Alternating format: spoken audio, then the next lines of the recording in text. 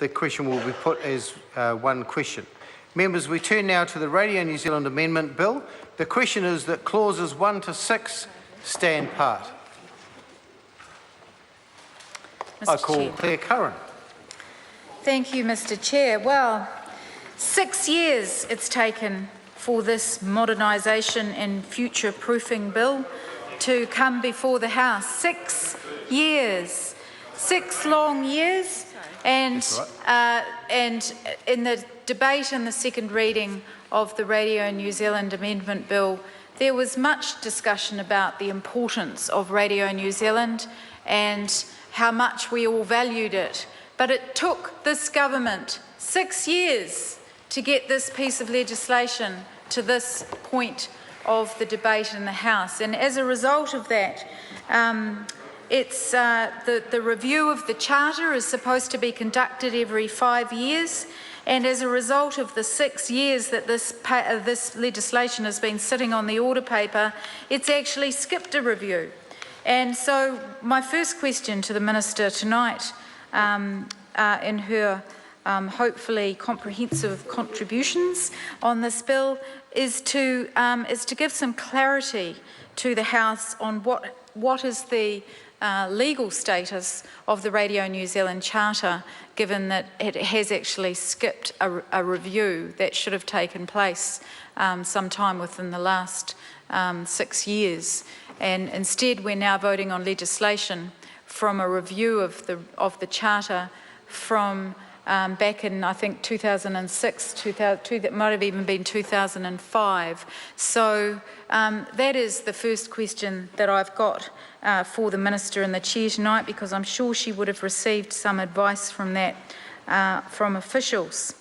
However, Mr. Chair, there's no doubt that this bill is worthy of support, and Labor has supported it because of the importance of Radio New Zealand and the Radio New Zealand Charter.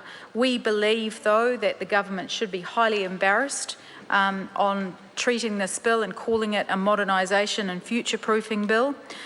We note that there's an SOP before the House tonight. I'm looking forward to hearing what the Minister has to say about it.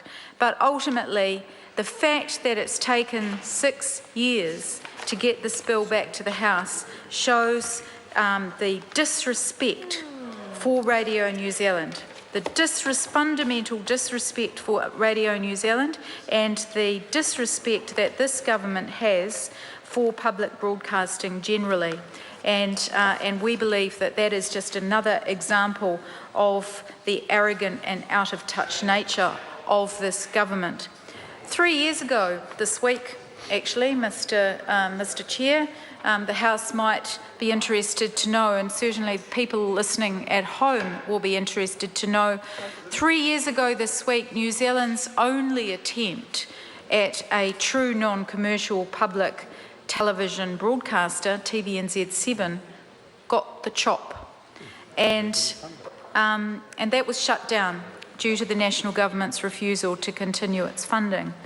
And that was, TVNZ was the brainchild of the former Clark Labor government, and it made an extremely good fist of managing, with a reasonably small amount of funding, to bring us many joules of programs.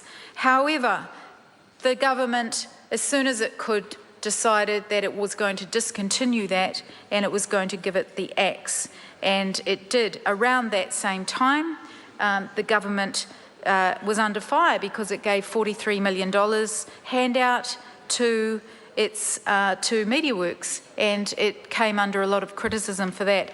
That was around the same time it was axing the only public television broadcaster, and the point of this, Mr. Chair, is the attitude in general that this government has to public broadcasting.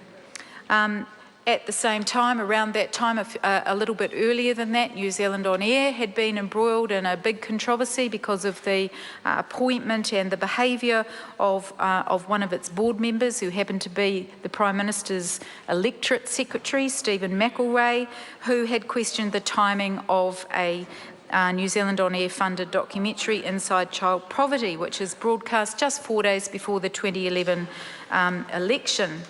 Now fast forward 3 years, Mr Chair.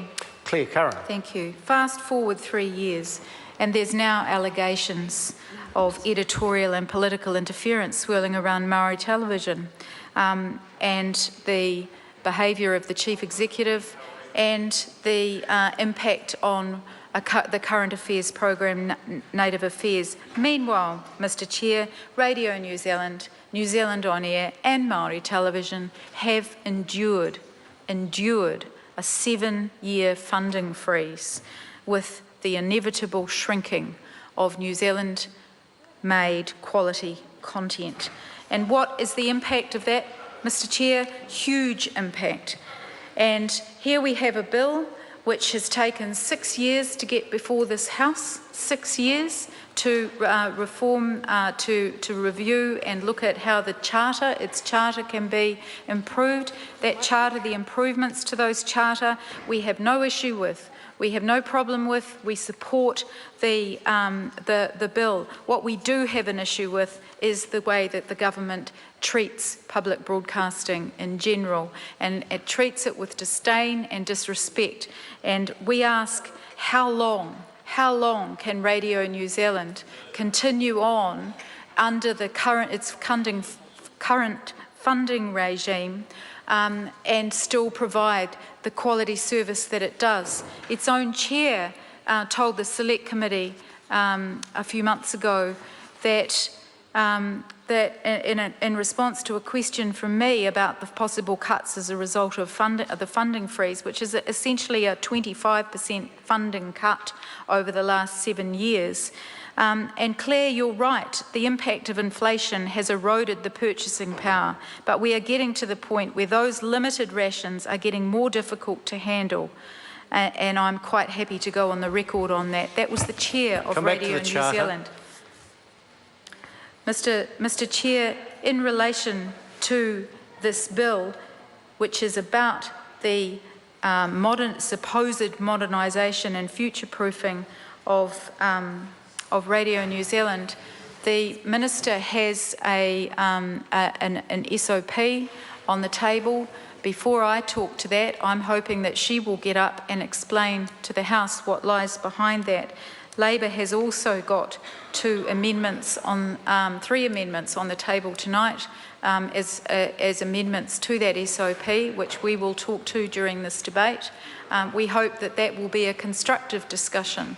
We support the SOP as being the only indication that we've seen in the last 6 years of a desire by this government to actually show that it is about modernising and future-proofing Radio New Zealand. But we've got just a few concerns with some of the clauses in that amendment and how they can be interpreted, and that's why we've put up some suggestions for some amendments to that SOP.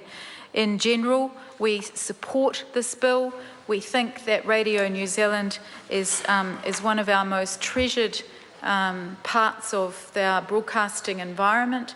We think that the vast majority of New Zealanders support it. It has very high listenership and support in the community, and that is due to the fact that it is commercial free, that it puts the public interest first, and that the people that work and create the content for Radio New Zealand are absolutely committed to telling New Zealand stories, to doing it in a way that is providing high degree of editorial integrity and high quality standards, and we heartily support that and put on record our support for Radio New Zealand and all that it stands for.